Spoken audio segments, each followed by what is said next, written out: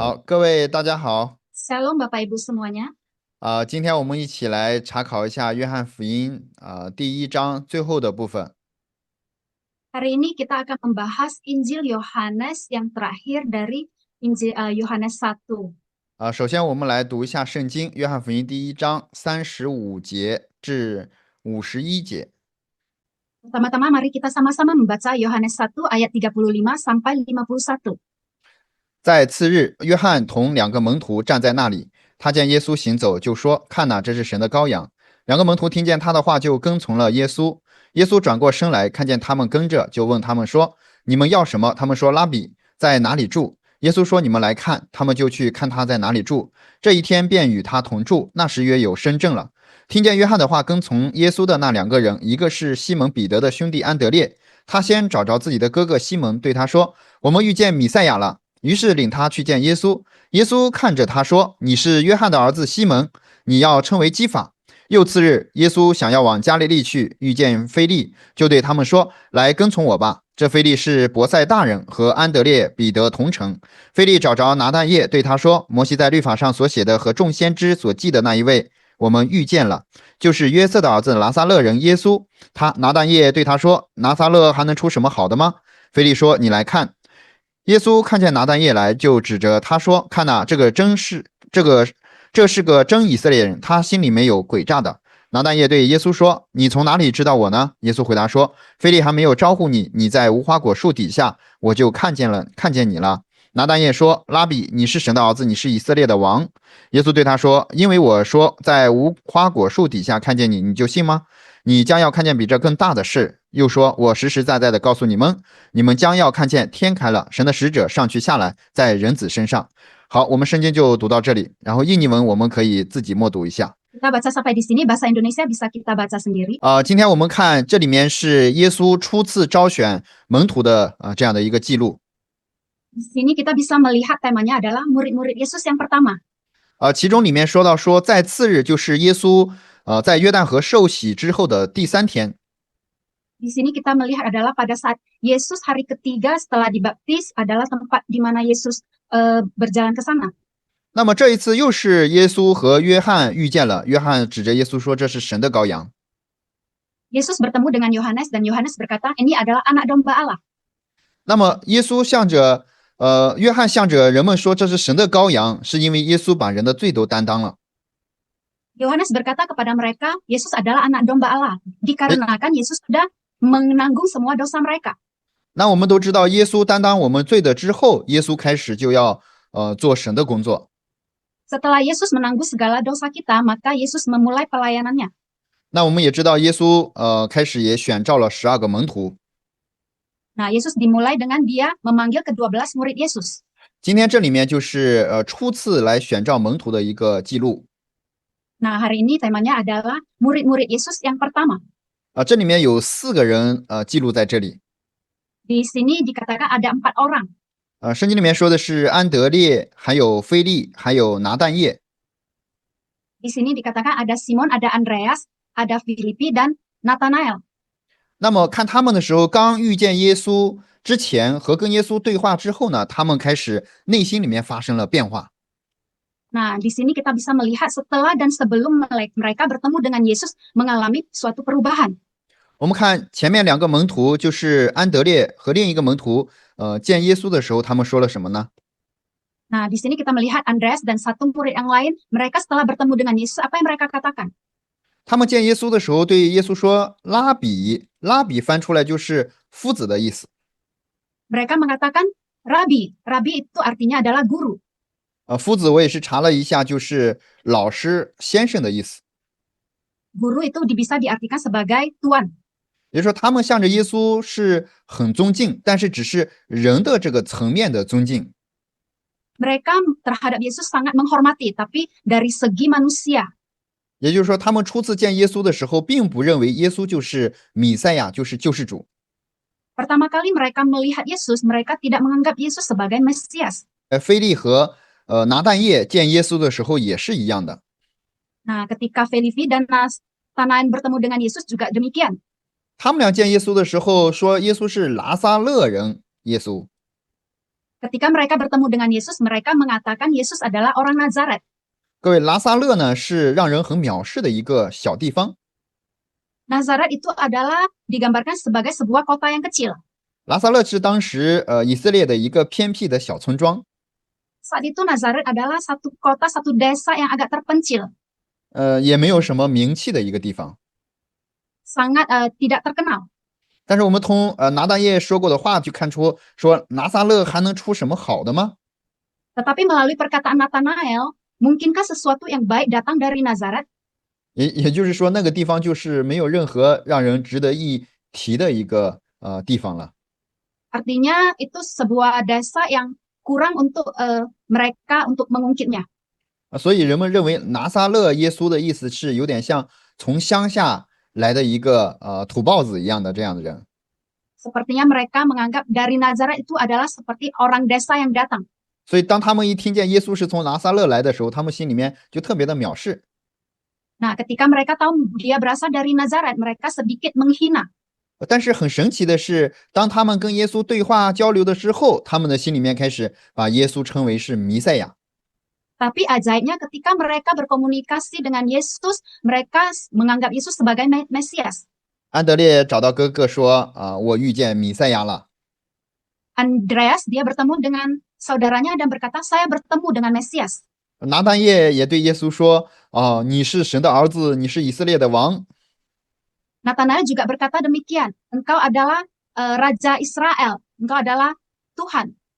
所以我们看到，不管是什么样的人，只要你和耶稣一起沟通，再往下沟通的时候，你的内心里面向着耶稣也会发生变化。 Siapapun kalian, jika kita bertemu dengan Yesus, maka kita akan mengalami sebuah perubahan. 其中我们来一起看一下约翰福音第4章。 Mari kita sama-sama lihat Yohanes pasal 4. 约翰福音第4章里面记载了一个妇人叫撒玛利亚妇人。 Di Yohanes 4 disebutkan satu orang wanita yang adalah wanita Samaria. 当时耶稣要去往加利利，要经过撒玛利亚。 Pada saat itu Yesus akan pergi ke Galilea dan dia melewati Samaria. 在那里面有一个雅各井，耶稣走路困乏，就坐在那里面休息。 Di sana ada sebuah kolam yang dinamakan kolam Yakub. 但是那个时候呢，就是一个妇人过来，要打水。 Nah, ada seorang wanita datang untuk mau mengambil air. 那耶稣就向着这个女人说：“请你给我水喝吧。” Nah, kemudian Yesus berkata kepada wanita ini, ambillah untuk saya minum. 我们看约翰福音第4章第9节， Kita melihat ayat 9. 撒玛利亚的妇人对他说：“你既是犹太人，怎么向我一个撒玛利亚妇人要水喝呢？” Maka kata perempuan Samaria itu kepadanya, masakan engkau seorang Yahudi minta minum kepadaku seorang Samaria? 各位，也就是说，这个妇人她并没有说耶稣是基督，而是说耶稣只是一个犹太人。 Nah, perempuan Samaria ini tidak menganggap Yesus sebagai Kristus, tapi menganggap dia seorang Yahudi. 但是我们再往下读的时候，看11节的话，这个妇人开始叫耶稣是先生。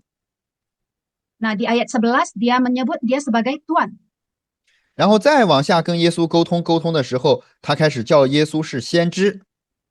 Nah, kemudian dia setelah berbicara dengan Yesus, kemudian dia menyebut Yesus sebagai nabi.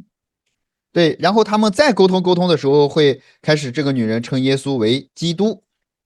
Nah, kemudian setelah berbicara lagi, dan dia menganggap Yesus sebagai Kristus. 我们能看到这个妇人，她遇见耶稣以后，她心里面的耶稣在不断的变化。 Nah, ketika wanita Samaria ini bertemu dengan Yesus, maka dia mengalami perubahan. 从犹太人到先生，最后到先知，然后到基督，就是弥赛亚。 Dimulai dari dia seorang Yahudi, menyebutnya sebagai Tuan, kemudian menyebutnya sebagai Nabi, dan terakhir menjadi Kristus sebagai Juru Selamat Mesias. 也就是说，耶稣在他的心里面的分量越来越大起来。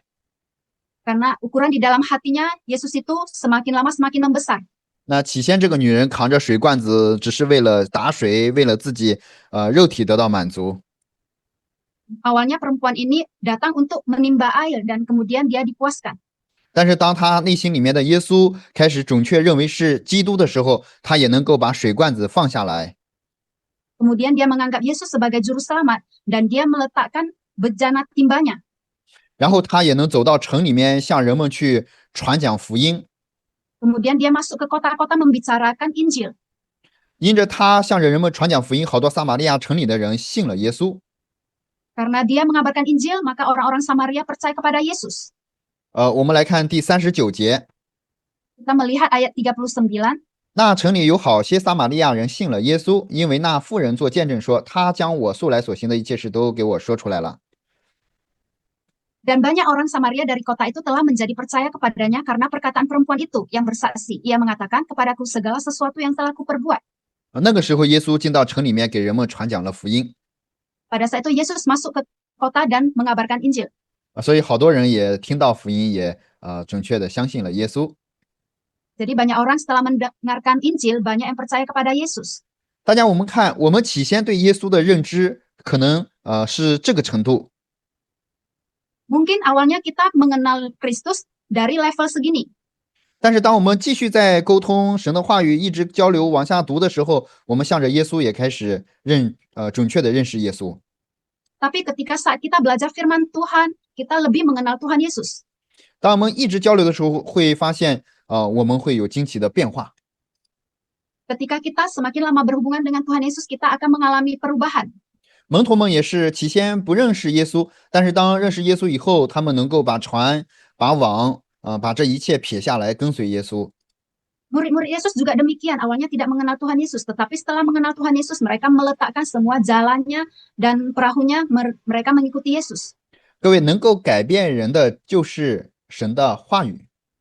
Yang bisa mengubah orang itu adalah firman Tuhan. 我们看到他们都是跟耶稣对话之后呢，他们都在变化。 Yaitu kita bisa melihat ketika mereka berbicara, berkomunikasi dengan Tuhan Yesus, maka dimulailah perubahan itu. 也就是说，我们相信神呢，绝对不是在自己的头脑里面相信神。 Jadi kita percaya Tuhan Yesus tidak hanya di dalam pikiran kita saja. 我们应该准确的知道神的这个想法和神的话语。 Kita harus mengenal pemikiran Tuhan Yesus dan mengenal firman Tuhan. 我们一起来看一下罗马书第10章 Kita lihat di Roma pasal 10, 2节到3节。 Roma 10 ayat 2 sampai 3. 我可以证明他们向神有热心，但不是按着真知识，因为不知道神的义，想要立自己的义，就不服神的义。 Sebab aku dapat memberi kesaksian tentang mereka, bahwa mereka sungguh-sungguh giat untuk Allah, tetapi tanpa pengertian yang benar. Sebab oleh karena mereka tidak mengenal kebenaran Allah, dan oleh karena mereka berusaha untuk mendirikan kebenaran mereka sendiri, maka mereka tidak takluk kepada kebenaran Allah. 各位，这里面说，因为不知道神的义， Di sini dikatakan mereka tidak mengenal kebenaran Allah. 那当人们不知道神的话语，不知道神的心意的时候，人们就想使用自己的。 Ketika mereka tidak mengenal kebenaran Allah, maka mereka mendirikan kebenaran mereka sendiri. 所以人们就是拿着自己的热心、好心，好像要侍奉神。 Jadi mereka menggunakan kebaikan hati mereka untuk datang melayani. 但是那个呢，坚持不了多久。 Tapi ini tidak akan bertahan lama. 保罗也是向着人们说你们因为不知道神的义，所以立自己的义，最后就不服神的义了。 Sebab Paulus juga mengatakan kepada mereka karena mereka tidak mengenal kebenaran Allah dan oleh karena mereka berusaha untuk mendirikan kebenaran mereka sendiri, maka mereka tidak takluk kepada kebenaran Allah. 也就是说，我们现在相信神的话，一定要准确的知道神的话语是什么。 Jadi kita percaya kepada Tuhan Yesus, kita harus mengenal kebenaran Allah itu seperti apa. 不是凭着自己的感觉、感受去相信神， Bukan hanya dengan perasaan kita untuk mengalami Tuhan, 也不是凭着自己的热心去相信神。 atau bukan dengan usaha kita untuk percaya kepada Tuhan. 而这里面说要按着真知识去相信神。 Di sini dikatakan dengan kebenaran Allah kita mengenal Allah, percaya kepadanya. 各位，真知识就是神的话语了。 Kebenaran itu adalah firman Allah. 我父亲呢，也是信主以后呢，他成为牧师，在做着福音的事情。 Papa saya juga ketika dia percaya kepada Tuhan Yesus, maka dia melakukan pekerjaan pelayanan. 现在我的父亲呢，在老挝宣教已经10年的时间了。 Papa saya sudah melayani Tuhan ada sekitar 10 tahun. 但是我能感受到我父亲呢，有一个信仰的转折点。 Saya melihat Papa saya ada di dalam imannya ada perubahan. 我父亲刚开始接触耶稣的时候呢，他呢非常的热心，Pada saat dia awal-awal percaya kepada Tuhan Yesus, dia sangat bergiat sekali. 他几乎把6天的时间都用在教会里面，1天的时间留在家里面。Hampir dalam 6 hari itu dia tinggal di dalam gereja dan hanya 1 hari di rumah. 相反，我的母亲呢是6天时间留在这个家里面，1天时间去教会。Demikian juga ibu saya, 6 hari bekerja di luar dan 1 hari ke gereja. 当时我们还小，我们也都处于这个叛逆期，所以基本上也是各自过各自的生活。Nah, pada saat itu kami masih kecil, kami masing-masing hidup sendiri. 但是有一天，我的父亲呢，他突然就不去教会了， Nah, suatu saat papa saya sudah tidak ke gereja lagi. 他也把圣经给撕掉了。Dia merobek Alkitabnya. 我们心里面就很好奇，为什么我父亲能够把圣经也撕掉了？ Maka kami sangat penasaran kenapa papa kami bisa sampai merobek Alkitabnya. 反正那个时候也没有去确认我父亲怎么样，只是知道他心情不好。 Nah, pada saat itu kami juga tidak tahu mengapa, kami hanya tahu bahwasanya mungkin emosinya tidak stabil. 后来听我父亲做见证的时候，我们才知道他为什么当时发生了这个事情。 Ketika papa saya bersaksi, maka kami baru mengetahui kenapa bisa terjadi hal seperti itu. 我父亲呢，信主之后呢，他非常的热心， Pada saat papa saya percaya kepada Tuhan Yesus, dia sangat bergiat sekali. 他呢也热心的这个学习圣经， Dia juga bergiat di dalam pembelajaran firman Tuhan. 后来也去读了神学，也做了教会的牧师。 Kemudian belajar Alkitab, teologia, dan menjadi seorang pendeta. 但是我的父亲呢，有一天心里面有一个疑惑一直没有解开， Tapi di dalam hati papa saya ada satu kebimbangan yang tidak dibukakan. 就是教会里面常常也会有这个老人去世， Di dalam gereja seringkali ada orang tua yang meninggal. 但是弟兄姊妹们会问我的父亲牧师啊，我死了之后能不能去天国？ Jadi banyak jemaat Tuhan yang bertanya kepada papa pendeta ini, ketika kami mati, apakah kami akan masuk surga? 那个时候我父亲向对方回答的都是，到时候你就知道了。 Dan papa saya menjawab mereka, nanti sampai pada waktunya maka kalian akan tahu. 说现在不好说，到时候就知道了。 Dan sekarang tidak bisa saya katakan, nanti saatnya kalian akan tahu. 那很多人问我父亲的时候，他也开始问自己。 Nah, ketika begitu banyak orang bertanya kepada dia, maka dia juga bertanya dalam diri dia sendiri. 那我是教会的牧师，那我死了以后我能不能去天国？他开始问了一下自己。 Dia juga bertanya kepada diri dia sendiri, saya adalah seorang pendeta, ketika meninggal nanti apakah saya akan masuk surga? 那个时候我父亲心里面特别的矛盾，我到底能不能去？他心里面没有确信。 Nah, di dalam hati papa saya pada saat itu dia tidak ada satu keyakinan. 所以他问了很多他身边的牧师， Jadi dia bertanya kepada pendeta-pendeta di sekitarnya. 他也问了他神学院的教授。 Dia juga bertanya kepada profesor di teologi. 后来我的父亲因为也有做生意，所以他去另外的城市的话，也会找当地的这个牧师去求问。 Papa saya pada saat itu juga adalah berbisnis dan di luar kota dia juga bertanya kepada pendeta yang di sana. 但是走了很多在中国走了很多地方，得到的都是同样的答案。 Nah, di China dia juga keliling begitu banyak kota dan mendapatkan jawaban yang sama. 你得好好的认罪。 Kamu harus mengakui dosa. 那我父亲得到这个答案之后呢，就回来也禁食祷告认罪。 Ketika mendengar jawaban itu, maka dia pulang, kemudian dia berdoa dan berpuasa, 他开 mengakui 始 dosa. 他开始给教会里面安排了有这个7天的禁食祷告时间。 Kemudian dia mengadakan 7 hari berpuasa. 但是该尝试的这些办法都做了， Nah, semua itu sudah dilakukan. 最后不是心里面从罪里面得释放，反而是越来越被捆绑。 Tetapi dia tidak mendapat kelepasan dari semua ini, tapi sangat terbelenggu olehnya. 那个时候我的父亲心里面特别的难， Saat itu hati papa saya sangat begitu susah. 他也读了很多圣经， Dia juga banyak membaca Alkitab, 但是这个问题始终解开不了。 tapi masalah ini tidak bisa dibukakan. 后来有一个牧师给他说，你不只要认自己的罪，也要把你父母的罪也认出来。 Nah, ketika itu ada seorang pendeta mengatakan kepada dia, kamu tidak hanya mengakui dosa kamu, tetapi dosa orang tua kamu juga. 我的父亲13岁就没有了父母， Bapak saya umur 30 tahun sudah kehilangan orang tua. 他是在别人家里面长大的孩子。 Dia hidup di keluarga orang lain.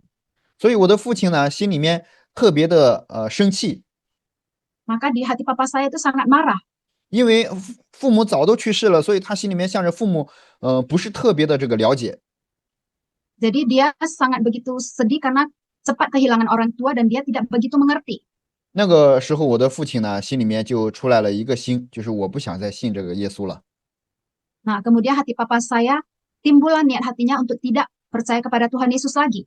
因为他信耶稣的话得不到正确的答案， Karena dia percaya kepada Tuhan Yesus dan tidak menemukan jawaban yang pasti. 所以那个时候他回到了家里面。 Kemudian dia kembali ke rumah. 但是大概1个月以后呢，有一天有一个传道者来到我的家里面， Pada saat itu 1 bulan kemudian ada seorang penginjil datang ke rumah saya. 他呢给我父亲打开圣经，通过圣经一步一步的给我父亲讲解了福音。 Dia membawa Alkitab dan mengajar kepada papa saya menjelaskan Alkitab. 那这个传道者就通过圣经告诉我父亲说，耶稣基督的宝血已经洗净你的罪了。 Nah, contoh ini dia mengajari papa saya bahwasanya di dalam Alkitab tertulis Yesus sudah menghapus dosa-dosa kita. 虽然你认罪，但是比你认罪更重要的是，耶稣钉十字架，流了宝血，洗净了你的罪。 Kamu mengaku dosa dan yang paling penting Yesus sudah mati di kayu salib menghapus semua dosa kita. 那耶稣洗净我们的罪的话，那我们就没有罪了， Nah, Yesus sudah menghapus dosa kita dan kita tidak berdosa lagi. 那我们就不是罪人，我们是义人。义人的话就能够去天国。 Jadi kita bukan lagi orang berdosa, tapi kita adalah orang percaya dan orang benar. Dan orang benar itu bisa masuk surga. 那个时候我父亲听完之后把对方给赶出去了， Ketika papa saya mendengar itu, dia mengusir penginjil itu. 然后我父亲说：“你这个异端，你出去离开我的家，把他赶走了。” Kamu ini sesat, kamu pergilah, keluarlah. 因为我父亲学习到的一直是我们都是罪人，我们不可能成为义人。 Karena dalam pemikirannya kita adalah orang berdosa dan kita tidak bisa menjadi orang benar. 那个人走了之后，我的父亲在家里面开始去思考他说过的话。 Ketika penginjil itu keluar, papa saya di rumah kemudian berpikir lagi apa yang dikatakan penginjil itu. 过了大概3个月以后，对方又来到我的家里面。 3 bulan kemudian penginjil itu datang lagi ke rumah kami. 对方呢把圣经打开，又和我父亲交通了这个圣经。 Kemudian dia membuka Alkitab dan mengajari hal yang sama. 我父亲呢读圣经是读的很多遍的人， Papa saya itu membaca beberapa kali Alkitabnya. 他呢只要你一说圣经哪一章哪一节，他都能给你背出来。 Jadi kalau kita katakan pasal berapa, ayat berapa, papa saya bisa menghafalnya. 但是那个人呢，他打开圣经从旧约、新约就这样翻的时候呢，我的父亲心里面起来了尊敬对方的心。 Kemudian penginjil ini membuka ayat kitab perjanjian lama, perjanjian baru. Kemudian papa saya timbul rasa menghormati penginjil ini. 就这样，然后我的父亲呢，听到了正确的福音。 Kemudian papa saya mendengar kebenaran firman. 我父亲呢，听福音准确的得救了。 Kemudian papa saya mendengar firman dan benar-benar diselamatkan. 虽然也受洗，之前也给别人传道，也给别人讲，但是他心里面没有临到罪得赦免。 Sekalipun dia sudah dibaptis, dia mengabarkan Injil, tetapi dia tidak beroleh hati seperti untuk hati pengampunan. 也没有人能够正确的给他去传讲这个福音。 Dan tidak benar-benar seorang yang mengabarkan kebenaran Injil kepadanya. 所有人都告诉他的就是你要做一个好人，做一个善人，要做成要活出给别人这个心里面就是活出在别人心里面成为榜样一样的人。 Orang lain selalu berkata kepada dia, kamu harus menjadi orang baik, menjadi teladan bagi banyak orang. Semua demikian. 但是那个时候我的父亲心里面准确的得救了。 Nah, saat itu papa saya benar-benar diselamatkan. 得救以后呢，我们家里面就发生了很惊奇的变化。 Setelah papa saya benar-benar diselamatkan, keluarga kami mengalami perubahan. 有一天，我的父亲读圣经的时候得到了一句话语， Ketika papa saya membaca firman Tuhan, dia mendapatkan satu ayat firman Tuhan. 约翰福音，约书亚记24章第15节， Di dalam Injil Yosua ayat 24 ayat 15, pasal 24 ayat 15. 若是你们以侍奉耶和华为不好，今日就可以选择所要侍奉的，是你们列祖在大河那边所侍奉的神呢？是你们所住这地的亚摩利人的神呢？至于我和我的家，我们必定侍奉耶和华。 Tetapi jika kamu anggap tidak baik untuk beribadah kepada Tuhan, pilihlah pada hari ini kepada siapa kamu akan beribadah, Allah yang kepadanya nenek moyangmu beribadah di seberang sungai Efrat, atau Allah orang Amori yang negerinya kamu diami ini. Tetapi aku dan seisi rumahku, kami akan beribadah kepada Tuhan.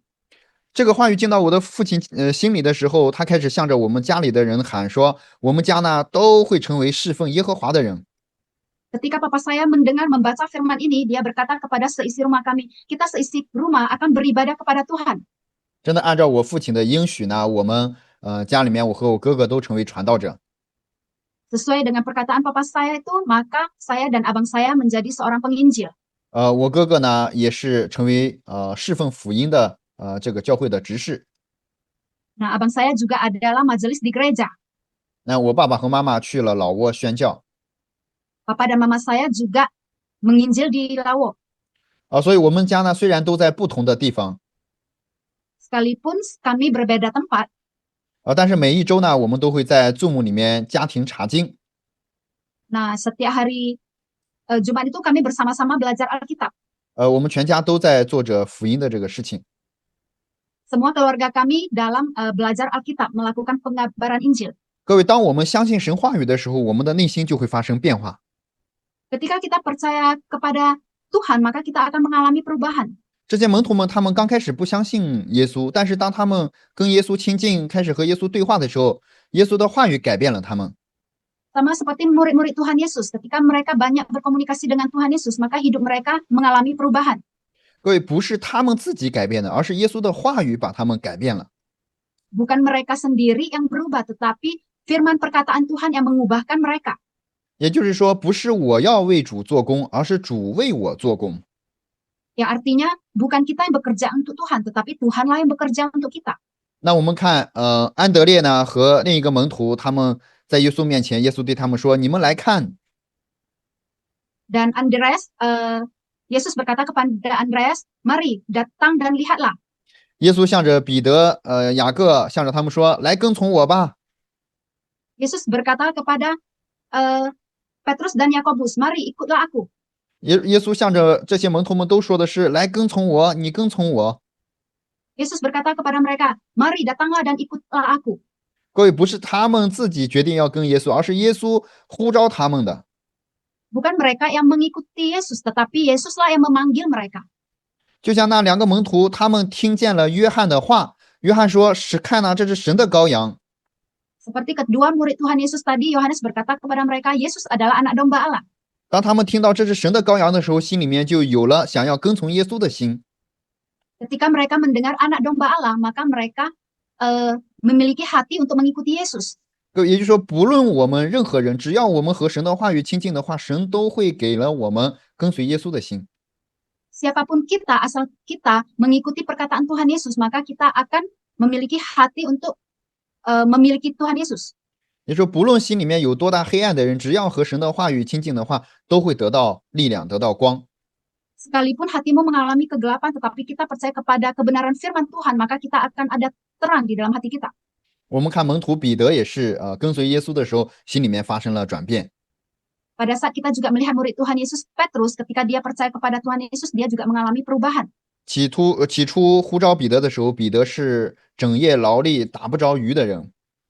Pada saat awal memanggil Petrus, dia adalah orang yang bekerja siang malam dengan bersusah payah. 但是跟随彼得的时候，跟随耶稣的时候，他的心里面有自己的心。 Tetapi ketika dia percaya kepada Tuhan Yesus, dia masih memiliki pemikiran dia sendiri. 起先他想保护耶稣，他想爱耶稣， Dia mau melindungi Tuhan Yesus, dia mengasihi Tuhan Yesus, 但是最后都失败了。 tapi akhirnya dia gagal. 但是当耶稣从复活以后，重新找到了彼得， Tetapi ketika Yesus bangkit, dia datang menemui Petrus. 耶稣把爱耶稣的心又放进了彼得的心里面。 Yesus membangkitkan kembali kasihnya kepada Yesus. 也就是说，我们能看到彼得内心里的主人的世界开始发生变化。 Kita melihat Tuhan yang di dalam hati Petrus itu mengalami perubahan. 我能感受到我的父亲自从准确得救之后呢，他的内心里面开始不是他成为主人， Pada saat papa saya percaya kepada Tuhan Yesus, dia juga tidak menganggap dia sendiri lagi sebagai Tuhan dalam hidupnya. 开始耶稣成为我父亲的主人。 Dia menganggap Yesus sebagai Tuhan dalam hidupnya. 那各位，只要我们神的话语准确在我们的心里面， Asalkan firman Tuhan itu ada di dalam hati kita, 神的话语会引导我们过信仰生活。 firman Tuhan itu akan menuntun kita di dalam kehidupan kita. 我们来一起看一下罗马书第8章 Mari kita sama-sama lihat Roma ayat 8, 9节到13节，我来读一下。 Roma pasal 8 ayat 9. 如果神的灵住在你们心里，你们就不属肉体，乃属圣灵。人若没有基督的灵，就不是属基督的了。基督若在你们心里，身体就因罪而死，心灵却因义而活。然而叫耶稣从死里复活者的灵，若住在你们心里，那叫基督耶稣从死里复活的，也必借着住在你们心里的圣灵，使你们必死的身体又活过来。弟兄们，这样看来，我们并不是欠肉体的债，去顺从肉体活着。 Tetapi kamu tidak hidup di dalam daging, melainkan dalam roh. Jika memang roh Allah diam di dalam kamu, tetapi jika orang tidak memiliki roh Kristus, ia bukan milik Kristus. Tetapi jika Kristus ada di dalam kamu, maka tubuh memang mati karena dosa, tetapi roh adalah kehidupan oleh karena kebenaran. Dan jika roh dia yang telah membangkitkan Yesus dari antara orang mati diam di dalam kamu, maka ia yang telah membangkitkan Kristus Yesus dari antara orang mati akan menghidupkan juga tubuhmu yang fana itu oleh rohnya yang diam di dalam kamu. Jadi saudara-saudara, kita adalah orang berhutang, tetapi bukan kepada daging, supaya hidup menurut daging. Sebab jika kamu hidup menurut daging, kamu akan mati. Tapi jika oleh roh kamu mematikan perbuatan-perbuatan tubuhmu, kamu akan hidup. 各位，这里面说，想要过属灵的生活，不是你自己努力不努力的世界。 Kita dalam kehidupan iman Kristiani ini bukan karena kita berusaha atau tidak berusaha. 分明话语说，神的灵若住在你们心里的话，你们就不属肉体了。 Jika roh Allah tinggal di dalam kita, maka kita bukan lagi milik daging. 那你们就成属灵的人了。 Kita sudah menjadi milik roh. 各位，当神的话语进到我们心里的话，我们一定会发生变化的。 Pada saat firman Tuhan masuk ke dalam hati kita, kita akan mengalami perubahan. 我们看到门徒们也变化了， Kita melihat murid-murid Tuhan Yesus juga mengalami perubahan. 撒玛利亚妇人也变化了， Wanita Samaria juga mengalami perubahan. 还有行淫时被拿的女人也变化了， Juga perempuan yang kedapatan berzina juga mengalami perubahan. 还有38年的病人也变化了。 Juga orang yang sakit 38 tahun juga mengalami perubahan. 各位，他们都能变化的话，我们也可以。 Mereka bisa mengalami perubahan, kita juga. 因为神的话语住进来的话，我们不属肉体，就属圣灵了。 Pada saat firman Tuhan tinggal di dalam hati kita, maka kita adalah milik Kristus. 所以这里面说，我们不是欠肉体的债去活着， Jadi di sini kita katakan kita adalah orang berhutang tetapi bukan kepada daging. 我们就成为和神一家的人。 Kita adalah menjadi satu keluarga Allah. 那么你遇到的任何困难，不再成为你的困难，而是开始神成为你的神来承担你的困难。 Jadi kesedihan yang kesusahan yang kalian alami itu bukan lagi kalian yang menanggungnya, tetapi ada Kristus yang menanggungnya. 所以大家神呢想住在我们的心里面， Jadi Tuhan mau tinggal di dalam kita. 想成为我们内心的主人， Dia mau menjadi Tuhan dalam diri kita. 想成为我们人生的救主。 Dia mau menjadi juru selamat hidup kita. 那我们只需要敞开我们的心门，我们接受耶稣的时候， Jadi kita perlu membuka hati kita untuk menerima Tuhan Yesus. 那么神呢就在我们心里面会做工的。 Jadi Tuhan akan bekerja di dalam hati kita. 所以我们看到是耶稣呼召了门徒， Kita melihat Yesus memanggil murid-muridnya. 不是门徒们想要为耶稣来牺牲自己， Bukan murid-murid yang mau mengorbankan diri untuk Yesus. 而是耶稣想在他们心里面做工，想使用他们。 Tapi Yesus mau bekerja di dalam diri murid-murid dan mau memakai mereka. 最后我们看耶稣向着门徒们说：“你们今后要得人如得鱼一样。” Terakhir kita melihat Tuhan Yesus berkata kepada murid-muridnya, "Aku akan menjadikan kalian penjala manusia." 耶稣要让他们做的事情更有意义、有价值的。 Yesus mau mereka melakukan hal yang lebih bermakna lagi. 所以特别感谢大家能够把神的话语装在心里面，让耶稣成为我们心里的主人。 Terima kasih kita semua mau membawa firman Tuhan ini di dalam hati kita, menjadikan Tuhan Yesus sebagai Tuhan di dalam hati kita. 那约翰福音从第2章开始，我们就能看到神的话语进到人心里面，它都会发生变化。 Jadi kita melihat dari Yohanes 2 itu, ketika firman Tuhan masuk di dalam diri kita, maka kita akan mengalami perubahan. 希望大家都能够敞开心扉来接受神的话语。Semoga kita semua bisa membuka hati untuk menerima firman Tuhan. 好，我们今天就分享到这里，我们做个祷告。 Kita sampai di sini hari ini, mari kita sama-sama berdoa. 圣洁的父神，特别感谢， Bapa yang kudus, kami bersyukur 神也是说，神的话就像就是我们脚前的光，路上的灯一样。 karena Tuhan mengatakan firman Tuhan adalah terang bagi jalan hidup kami. 当神的话语进到我们心里的话，我们一切都会发生变化。 Ketika firman Tuhan tinggal di dalam kami, maka kami akan mengalami perubahan. 起初，地是空虚红洞的， Awal mulanya adalah kosong, 地是黑暗的， semua dalam kegelapan. 但是当光进去的话，黑暗都分开了。 Tetapi pada saat terang itu datang, maka kegelapan itu sirna. 虽然我们也犯罪，虽然我们还处在罪恶当中， Sekalipun kami berdosa, kami di dalam dosa, 但是当我们准确相信耶稣、接受耶稣的时候， tetapi pada saat kami percaya kepada Tuhan Yesus, menerima Tuhan Yesus, 那我们就不会在罪里面，我们就会在光里面。 kami tidak lagi berada di dalam dosa, tetapi kami berada di dalam terang. 那我们就不是罪人，我们会成为义人。 Kami tidak lagi orang berdosa, tapi kami adalah orang benar. 求神用话语来光照我们的内心。 Kiranya firman Tuhan menerangi hati kami. 耶稣与我们同在，引导我们过生活，特别感谢。 Biarlah Yesus bersama-sama dengan kami dalam melewati kehidupan kami sehari-hari. 以上祷告，奉我主耶稣基督的名所求， Kami berdoa di dalam nama Tuhan Yesus. 阿门。 Amin.